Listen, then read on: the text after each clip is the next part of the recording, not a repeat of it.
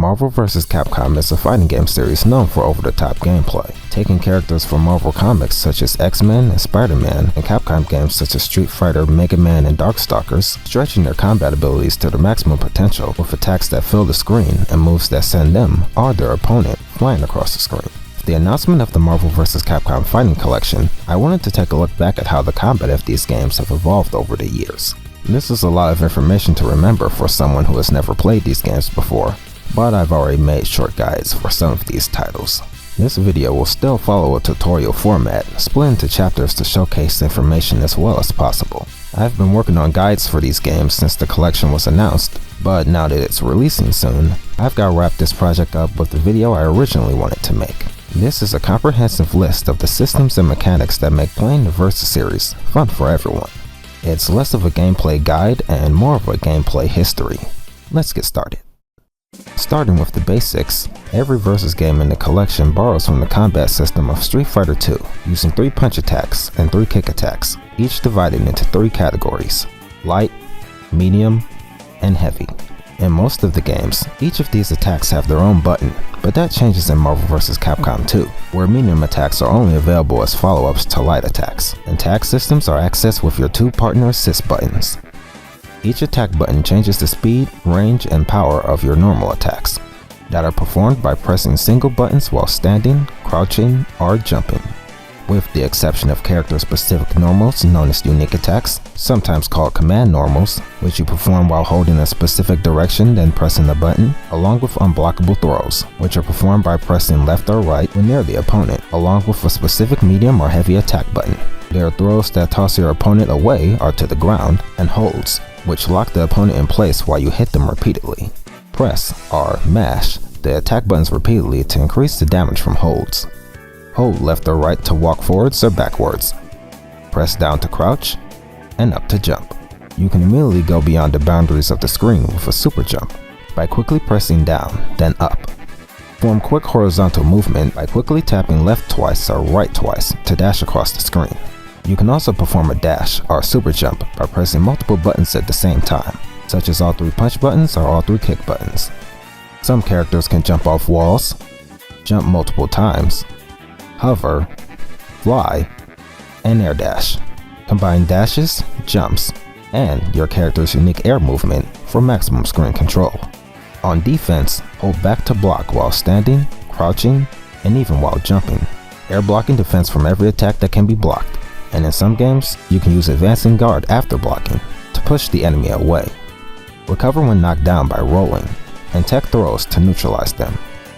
The inputs for these defensive options will sometimes change from game to game, so I'll mention them later. Specials and super moves are more character-specific attacks that damage the opponent even when they're blocking, and are usually performed with multiple directional inputs and the press of 1 or more attack buttons right after you input the last direction. For example, with Ryu, try down, down forward, forward, plus 1 punch button for a special move, and if you have 1 or more levels of meter, press 2 punches instead. After enough attacks are used, your character's meter will level up, giving access to high-powered super moves at the cost of some meter. In all of the Versus games, combo is the key, and combos are easier than ever before, thanks to the chain combo system, also known as Magic Series. Borrowing this system from Darkstalkers, you can follow up light or medium normal attacks directly into other stronger normals, with a lot less worry about precise timing compared to other fighting games. Combine this open combat system with the fast and free movement options to take your opponents for a wild ride. This covers the basic mechanics found in the entire Versus series. Now for controls and mechanics unique to each game, and aspects of them that will change throughout the Versus series. If you're not sure which fighter to start with, you could always try random select. Aside from the obvious method, some of the games have a secret command for activating random select. In Marvel Superheroes or X-Men vs. Street Fighter, just hold left or right for more than 2 seconds to activate it, then press a button to pick your character. But, as far as I know, it's only available in those 2 games. Instead, in Marvel Superheroes vs. Street Fighter and Marvel vs. Capcom 1, you input secret commands in order to access secret characters, which have modified movesets for familiar characters. Characters started with 1 main outfit and 1 alternate color for mirror matches. You couldn't choose them in Children of the Atom, but in Marvel Superheroes, if you found one you liked, you had to enter another secret command. Hold up, or down, depending on your character's placement on the screen, for more than 4 seconds, then press a button to pick their alternate color. In every game up to Marvel vs. Capcom 1, it's as easy as pressing one button to pick an outfit for everyone. Well, almost everyone. All you have to do is press a punch button to pick their primary color and a kick button to pick their second color. While the arcade versions only had 2 colors to choose from, the console ports of these games started to add more colors and even extra effects. The extra colors finally reached the arcade releases with Marvel vs. Capcom 2. After certain requirements are met, each character will have 6 different colors, 1 for each button. After picking the character, you'll have another choice to make depending on the game. In Marvel vs. Capcom 2, this is when you select your assist type attacks for your team. And well, there's so much to say about them that it could fit into its own section, so we'll get back to that. Back in Children of the Atom, this is where you would choose between Manual Guard and Automatic Guard. Auto Guard will automatically defend against attacks for you, as long as you weren't attacking yourself. It could be a particularly strong mode in that game, as it activates even when walking forward and doesn't activate within a certain range of your opponent, or at least it would be if you didn't take damage from every type of attack while blocking. In Marvel Superheroes, Auto Mode had to be activated first in the arcade setting menus and is only available as a limited tutorial arcade mode hybrid, with a few matches against the computer that gave you advice before and after each match. A surprisingly helpful idea, and even though the tutorial is only in this game, all players are able to receive advice when losing in most games during the continue screen. Aside from the tutorial, Auto Mode in X-Men vs. Street Fighter has some new features. It gives you a bit of help when it comes to doing combos. When you press light punch and light kick at the same time, your character will automatically perform an attack that knocks the enemy into the air, then they'll automatically jump to perform a follow-up attack. Although, I can't exactly say how useful this is because of how short the combo is. And here, Auto Mode even shrinks the maximum amount of meter you can hold. I guess it at least gives a good idea of what attack to use in order to launch your opponent. It also has a unique quirk where you can use it after any and every normal attack on the ground, including your attack that's a launcher. That quirk goes away next game, but brings some improvements. Auto Mode is replaced in Marvel Superheroes vs. Street Fighter with Easy Mode, and Auto Guard is replaced with Easy Combos. On the ground or in the air, press the same attack button multiple times to automatically perform follow-up attacks or special moves. Each button has a different combo, and if you launch the enemy, your character will chase them automatically, but without the single hit follow-up, so you can choose the air combo for yourself. And yet, I've got some good news and some bad news. The good news is the restriction on your meter is gone, and if you have trouble performing Street Fighter style inputs, Easy Mode lets you do supers without pressing any directions. The bad news is, if you prefer to use button shortcuts for dashing or super jumps, the easy supers will take priority over your movement. Pressing 2 punches or 2 kicks performs a super, but so does 3 punches and 3 kicks. Easy Mode returns in Marvel vs. Capcom 1 with the same issue, and in Marvel vs. Capcom 2, it's only available in later versions, like the PS2 and Xbox release. This mode isn't completely forgotten though. The Easy Launcher from X-Men vs. Street Fighter made its way into normal mode in the next game, and in the game after that, minus the auto super jump. It's not in Marvel vs. Capcom 2, but these ideas do go on to influence changes in future titles. Going back to character select for standard fights, Turbo Speed makes its debut in Marvel Superheroes from Street Fighter 2 Hyper Fighting, where you choose between normal speed and 1 turbo speed. This affects the visual speed of the match and, most importantly, affects how precise you have to be when using some techniques, like how fast you have to perform special moves or escape throws. It's not a bad idea to start with normal speed to get used to playing the game first, but in competitive matches, you should always pick turbo. X-Men vs. Street Fighter introduces 2 turbo speed options, so that brings up the question, do you pick Turbo 1 or Turbo 2? Because Turbo can affect older games differently, it's not always as simple as just picking the highest setting, but in this case, it is. Marvel Superheroes and Marvel vs. Capcom 2 only have 1 turbo speed in their arcade version, so you would pick Turbo 1, and for every game with turbo that goes up to 2, Turbo 2 is the preferred setting. Now, let's get moving.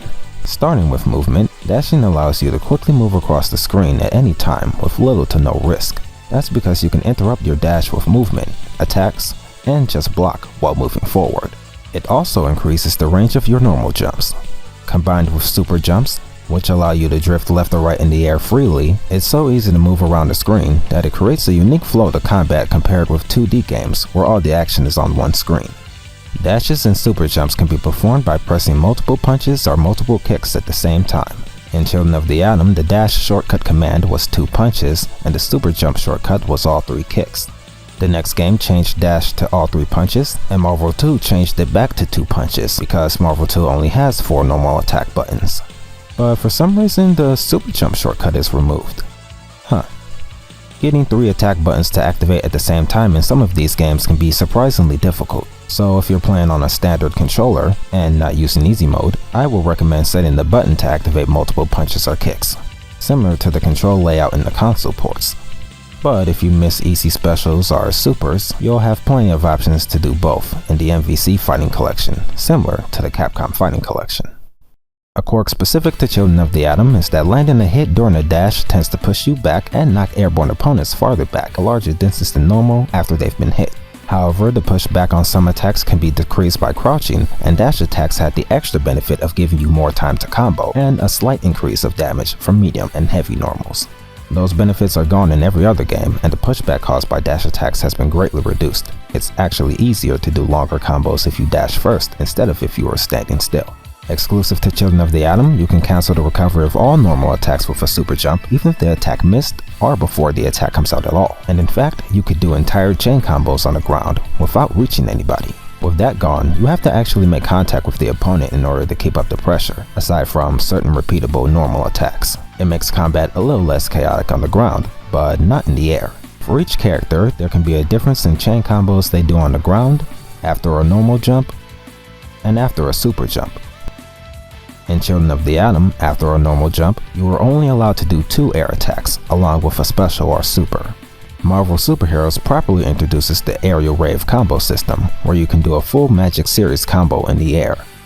And some attacks on the ground cause a dedicated launching state. Children of the Atom had a general knockback state that allowed you to combo off of anything if your next attack reached in time. But this new straight up launch state makes super jump combos a bit easier. In fact, if you use a dedicated ground launcher or a dedicated anti-air launcher, now all you have to do is hold up for an easier super jump follow-up instead of pressing down then up. Just make sure to hit them before they start falling back down, or they'll be able to block. This updated juggle system also introduces a new effect.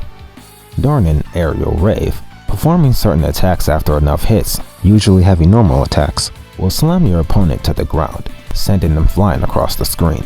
During this flying screen effect, your opponent is not able to get off the ground, and if you're close enough, you can pick them up off the ground for more damage. In Marvel Superheroes, this is only possible after a super jump aerial rave, and was changed to include normal jumps in the next game.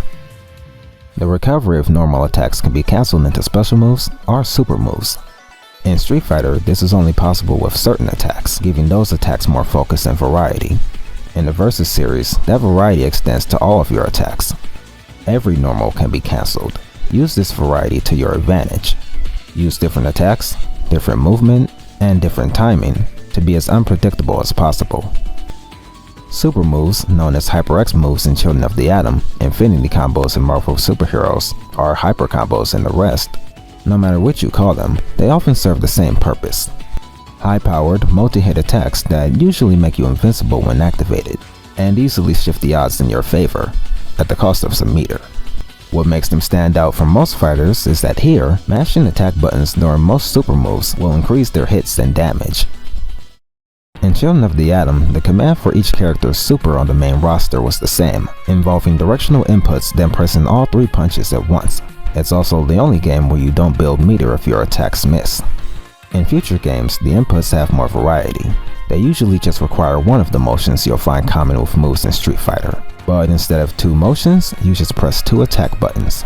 For example, press down, down forward, forward plus any 2 punches. This becomes the standard for the rest of the series.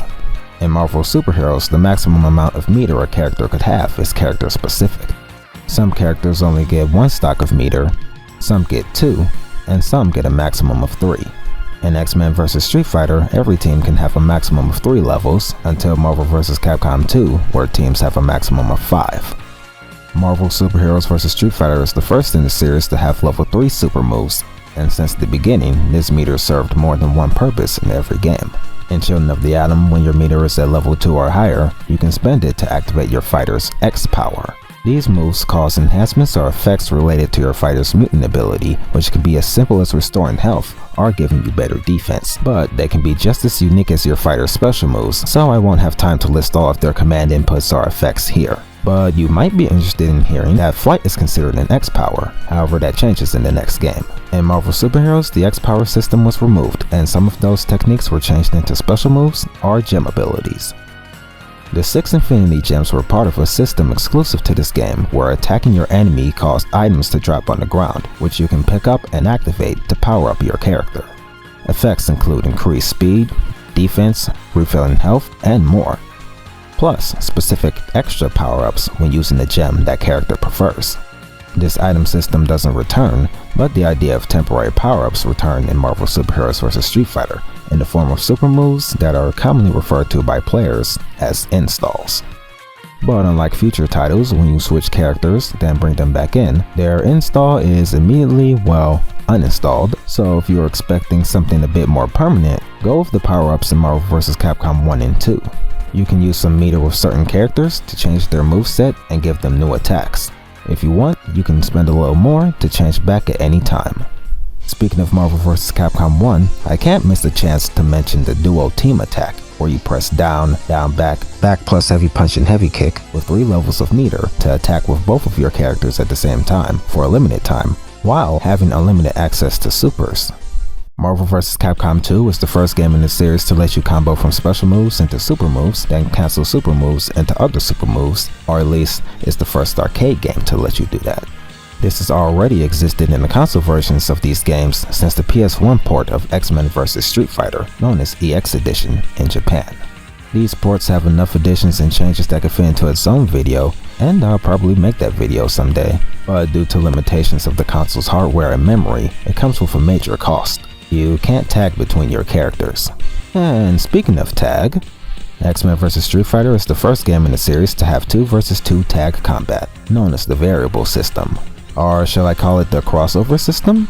The answer to that depends on what game you're playing and which version you're playing, so to keep it even, it looks like I'm gonna have to use the terms that competitive players use instead. So, in games with a tag system, matches are no longer split into rounds and end when all characters on one team are knocked out. Whenever your fighter takes damage, some of their health bar will turn red. This red health will slowly recover back to normal when that fighter is switched out with your partner. However, if you switch back to them for any reason, including after your partner has been knocked out, all of their recoverable health will be lost immediately. After a knockout, the partner character will jump onto the screen at a specific angle, immediately putting them on defense. You can still attack or block to protect yourself, but you've got to be ready to choose one against experienced players before they make the choice for you. There are multiple ways to tag in your partner.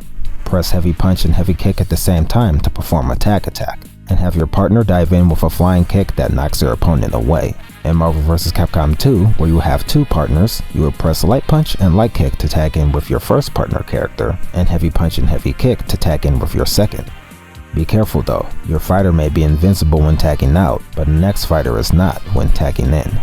Plus, after a tag attack, your fighter always performs a taunt animation that can't be interrupted. If your attack gets blocked, you're in trouble. You have to find a safe time among the chaos of the fight to use it safely. Think of it as another special move, because in these games, you can combo into it from normal attacks, or tag out with one of the other tag systems, which could be performed offensively or defensively. Offensively, you can spend 2 or more levels of meter for a team hyper combo, where both of your characters will perform a hyper combo, filling the screen with attacks. Activate this by pressing down, down forward, forward plus heavy punch and heavy kick. When the attacks end, you'll automatically switch characters unless you're playing MVC2. When you activate it there by pressing both partner assist buttons, you can spend 1 to 3 levels to do a team hyper combo where the number of attackers depend on how much meter you used. Defensively, you can perform the variable counter, pressing back, down plus heavy punch and then heavy kick while blocking on the ground, or press one of your assist buttons in Marvel 2 to bring a partner character in and perform a special move while invincible. You could say this system existed since Children of the Atom, where you could do supers extremely fast during a block. This ability to cancel your own guard becomes a proper mechanic thanks to other games, like the Infinity Counter and MSH. Borrowing this mechanic from Street Fighter Alpha 1, you can spend one level of meter while blocking to interrupt your opponent's attacks with one of your own. In every game on the collection, the buttons you press may change, but the directional input is the same. Back, then down, plus one or more buttons. One attack button in MSH, heavy punch and heavy kick in every game up to Marvel 2, and in Marvel 2, press one of the partner buttons. When using this counter in Marvel 2, you'll switch fighters before doing the attack. Just be warned that the invincibility doesn't last for the entire attack. During tag counters or combos, you can still be hit. But if you are blocking, there is a new mechanic to look out for, the advancing guard. At any point in time while you're blocking, hold forward and press all three punches to push your opponent far away. Use it to disrupt your opponent's offense, make their attacks miss, and give you an unexpected chance to punish them. You can also perform a tag counter after an advancing guard if you're on the ground, as another way to tag safely. And in MVC2, a bit more. Because the counter attack is a special move, you can combo that directly into a super move. There's a couple more tag systems to talk about, which were introduced after X-Men vs. Street Fighter. In Marvel Superheroes vs. Street Fighter, the assist system was introduced. Pressing medium punch and medium kick causing your partner character to perform one attack, then leave. In Marvel 2, each of your partners has their own dedicated button in order to activate them. But in this game, it's hard to say how useful it is. On one hand, you can use them infinitely, but when calling an assist, you're locked into a taunt animation for a brief period. Not only can you be hit during this, so can your assist. In Marvel vs. Capcom 1, this variable assist system was changed to the special partner system. After selecting your team, an extra character is chosen randomly, or chosen by you by holding a specific button combination for each partner. Each partner has a different type of attack, and of course, some are better than others, but they all have a different limited amount of times you can call them during the match. But it's still an improvement from last game because it takes less time to activate them. In Marvel vs. Capcom 2, assists go back to using characters on your team and introduce assist types. Now there's about 13 types, and because the name of the type doesn't always describe what the attack is, I will take the time to describe every single type. Get ready. The first one is obvious. Projectile assists are attacks that travel across the screen, independent of your fighter. Dash types are attacks where the entire character charges forward. Ground types are attacks that simply attack from or close to the ground, which can also include projectiles. Anti-air types are attacks with above average reach towards the sky, that can often hit airborne opponents even better than they can hit you. Launcher types are specifically the moves each fighter has that lead into an aerial rave, but don't worry, we're getting right back to unspecific stuff. Expansion types are multi-hit attacks that usually don't knock the enemy away, so they make for a good way to start or extend combos. But there's also single hit moves that also happen to launch. Variety types are, to be honest, the name fits, as they can have a very similar function to other assist types, be an alternate version of an assist they have, or have a property completely unlike the other types, like the ones that knock the enemy down but do nothing else. They have a variety of effects. What else can I say? I heard balanced type assists are supposed to be ones that combine properties of other assists, but many are exactly the same as other assists or completely unrelated. So what's the point of this? The actual point is that whenever you choose an assist type, that determines what tag counter attack that fighter uses, and sometimes the attack used during a team hyper combo. Balance type gives you a chance to balance out your options. The rest are much easier to explain. Capture type attacks lock your opponent in place, leading to easy damage. Throw types are unblockable grabs. Air throw is an unblockable air grab. Heal types have a character bring out an item you can pick up to restore health, and enhance types bring out an item that boosts the character's attack or defense for a limited time. Whew, that's all done. But if you don't remember half of that, don't worry. It's more important to be familiar with what the actual moves are instead of the types. And most of all, remember that Marvel 2 is the first in the series to let you immediately cancel the taunt animation from calling an assist. And now, you can call assists while moving and jumping. Assists in Marvel 2 have infinite use again, aside from a brief recharge time between each use, but if you're up against a fighter with a really annoying assist, or just really need to take down an important piece of your opponent's team, use the snapback attack. Introduced in Marvel 2, you press down, down forward, then forward, plus the partner button to remove your opponent's current fighter from play for a couple seconds. That character can't be used for any attack systems or assists, then forces a teammate to jump in the same way they would if the last character had been knocked out, which definitely spells trouble in this game. It costs 1 level of meter to activate, and the button you press determines which of their characters gets tagged in. That wraps up all of the tag systems in the series so far. The next section will talk about defensive moves, extra mechanics that exist separate from attack and defense, and then I'll wrap this up by explaining the one thing about attacking in this series that makes it stand out the most, makes it easy to pick up and play, and just makes it the most fun. Well, to me anyway. In Street Fighter, once you get knocked down, you can't be hit again until you get back up. That's not the case in the Versus series. In future titles, there's only specific attacks that can hit you while you're on the ground. But in these games, any attack that can reach you will hit you. You can recover off the ground faster to avoid some of these attacks by rolling. In Children of the Atom, the command to roll was to press forward or back and any attack button. However, the amount of time you had to wait before you could perform a tech roll wasn't the same for every character. In Marvel Superheroes, ground recovery after any knockdown was made faster and more similar across the cast. Rolling was given a new input that's similar to tag counters. Before your character is completely on the ground, quickly input back, then down, plus any attack button. Just keep in mind that you can't perform a roll if you've been knocked down to the ground from an aerial rave combo. In some of these games, throws are extremely powerful. Some of them lead to a guaranteed combo, but some allow you to roll after hitting the ground to escape extra pressure and damage. Children of the Atom has a mix of both. You actually had to spend meter in that game to escape throws, but compared to how throws normally work in 2D games, tech hits were extremely easy. All you had to do is hold down and then press all 3 punches. There's almost no timing required, especially with pressing the buttons. You can already be holding some of the inputs before a throw, then finish the rest before the throw is finished. The really unique part about teching throws here is that fighters escape throws in different ways. Some characters fully escape, some take part of the damage of the throw, and others will counter the throw entirely. Whichever type of tech hit your fighter has, you'll need to have about 2 levels of X power to do it.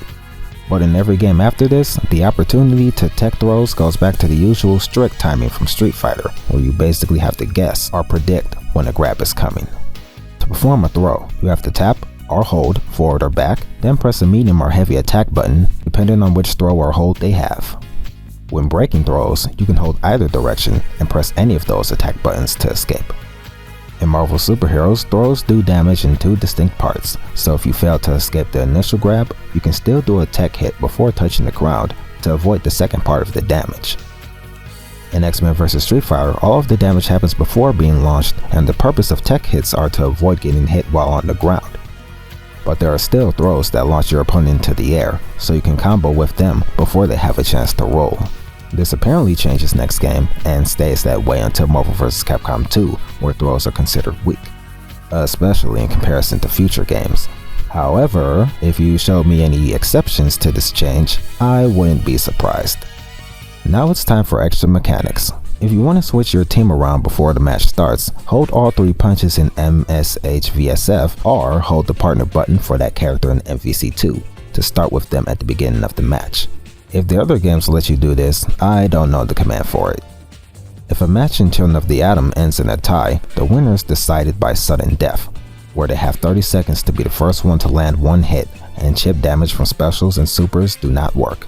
When any match is over, you can interrupt your fighter's win pose by pressing start, select whatever taunt is, to lay on a few extra hits. Make sure to lay on as many hits as possible at one time to dizzy your opponent. How close your fighter is to getting stunned is reflected in your character's face panel, which changes from blue to yellow to red. If you get stunned, make sure to mash some buttons to get out of it faster. This stun damage visual is removed after the first 2 games, so there's no way to tell how close someone is to getting stunned in XvSF. But in XvSF, there's a meter display behind the timer, only to remove stun in MVC1, then change how it works in MVC2. Usually dizzy stuns are considered a reward for successful offense, but in MVC2, it's used as a way to stop offense, since the opponent becomes invincible during this animation, and when it's over, they can block. Normally stun sets up a perfect opportunity to use a super move, but you can always go for a taunt instead. In Children of the Atom, not every character has one, and not all of them are as simple as pressing one button like start, select, or options, and so on. However, they're not just for style. They have extra benefits like building meter or doing damage. In Marvel superheroes, every character now has a taunt, and they all share the same input. Because the start button was used to switch what infinity gem you want to use, the taunt command became down twice, then start. However, they no longer give you special effects, as far as I know. They just gave you a slight amount of meter and a way to style on your opponent. After this, the command for taunts go back to the standard single button press, and don't build meter for you, aside from a few special cases. Now, the last thing I want to mention is in regards to chain combos, or the Magic series. After all, combo is the key, and because even the most basic of combos are fun and easy to do, I'm saving this for last because I want you to remember this the most. In Street Fighter, there are some normal attacks that can be repeated so easily that you can mash the button and do combos with just one attack. In this series, you can combo pretty much all of your normal attacks without any strict timing, but the attacks that combo into each other are different for each character, and can also be different for that character during their ground combos, jump combos, and super jump combos. Super jump combos lead to fast, easy damage, so to start off with, you'll want to try doing a short ground combo that ends in a launcher, then continue the combo with an aerial rave. When doing air attacks, you don't have to wait for a jump or super jump to finish. A lot of air attacks last way longer than ground attacks, so you'll do an air attack, wait to see if the attack connected, then still have plenty of time to do the next hit. The hard part, instead of timing the attack, is figuring out which attack will reach and what attack continues the chain. In Children of the Atom, there are 7 different types of chain combos, but a lot of them follow the similar route anyway. These types gradually shrunk into the ones that stand out the most, and the ones that are the most easy to remember. The idea you need to remember the most as a beginner is light, medium, heavy. Start with a light punch or kick, then a medium attack, into a heavy attack. Even the combo routes aren't too strict, because once you've found the right string, you can skip ahead to any button in the chain.